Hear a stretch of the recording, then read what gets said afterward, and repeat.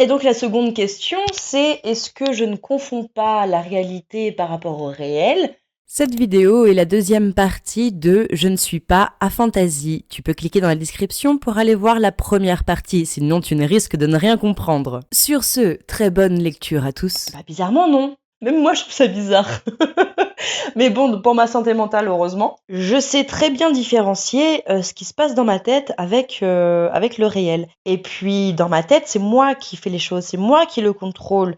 C'est pas moi qui contrôle quand je pense à quelque chose, parce que très clairement, c'est aussi un défaut et je vais vous l'expliquer après. Mais même si je pars des fois sans m'en rendre compte, bah je sais quand même qu'au bout d'un moment, je reviens. J'ai vraiment peur de ce que je suis en train de faire là. Je sens pas toujours.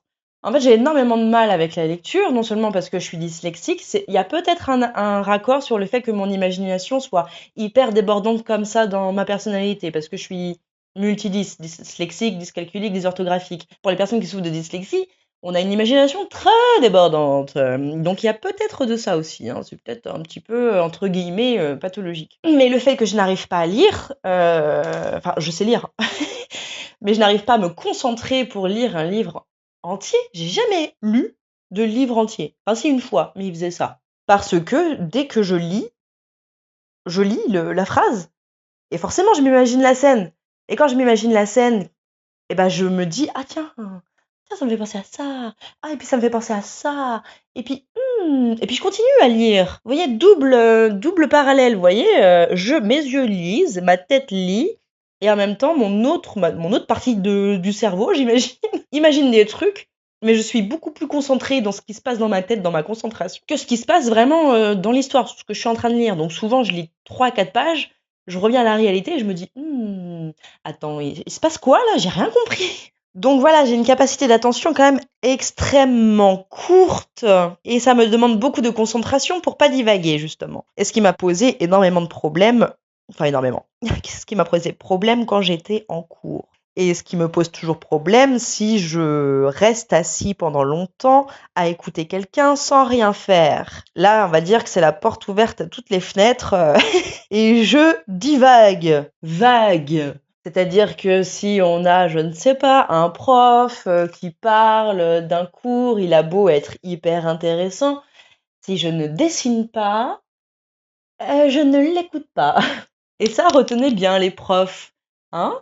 C'est pas parce que vos élèves dessinent qu'ils ne vous écoutent pas. Certains ont besoin de dessiner pour pouvoir fixer leur attention, c'est hyper important. Donc les engueulez pas, ils vous écoutent. Au contraire, c'est une stratégie d'adaptation.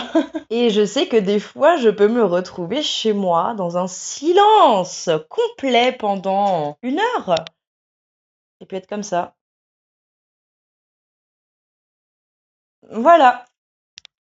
Donc je peux avoir des attitudes un peu cheloues, même quand je marche dans la rue, je pense, pour être honnête, hein. Parce que des fois quand je croise quelqu'un et que je sais que je suis dans ma tête, je me dis waouh, je dois avoir l'air chelou. Donc du coup, je reviens à moi, ça doit ressembler à ça. Je vous fais à peu près le topo. Enfin voilà, petite explication, j'espère que ça vous a renseigné sur le sujet. Après, est-ce que ça se passe dans toutes les têtes pareil? Je ne sais pas et ça m'étonnerait parce que chaque cerveau a sa particularité. Après, ce serait intéressant que vous puissiez rebondir sur ce que je viens de dire pour les personnes qui arrivent à voir des images, pour savoir si pour vous, effectivement, c'est pareil, si vous l'imaginez pareil, si, enfin, voilà. Et puis pour ceux qui ne voient rien, vraiment, je suis triste pour vous que vous voyez rien. Mais dans ce cas-là, si tu fermes les yeux et que je te dis, imagine un arbre, tu vois quoi? Tu vois vraiment rien, du noir? Ou tu vas voir le mot arbre? Tu vois? Qu'est-ce que tu vois? Ou alors, est-ce que tu entends des choses plus que tu ne vois?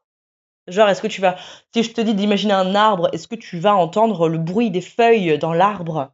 Ou les odeurs? Parce que moi, j'ai tout ça dans ma tête, hein. J'ai les sensations, j'ai l'odorat, j'ai le goût. Et ça, c'est pas bien quand tu imagines de la bouffe. Enfin voilà, j'ai toutes ces sensations-là, quoi. Je peux m'imaginer le vent qui caresse ma peau et à presque le sentir. Et oui, j'essaye de me faire des boucles. Je me suis fait des pseudo roll-on, sans bigoudi, sans rien. On va voir ça tout à l'heure. Je suis choquée. Et bah, elle est pas si craignos, ma technique, hein. Donc pour en finir une bonne fois pour toutes avec cette vidéo qui déjà est beaucoup trop longue, exprimez-vous sur ce qui se passe dans votre tête, qui a été dit au moins 10 000 fois dans cette vidéo. Ah oui, le son a peut-être changé parce que j'ai oublié l'oreillette. En tout cas, chose due, je te montre ma tenue. Bisous.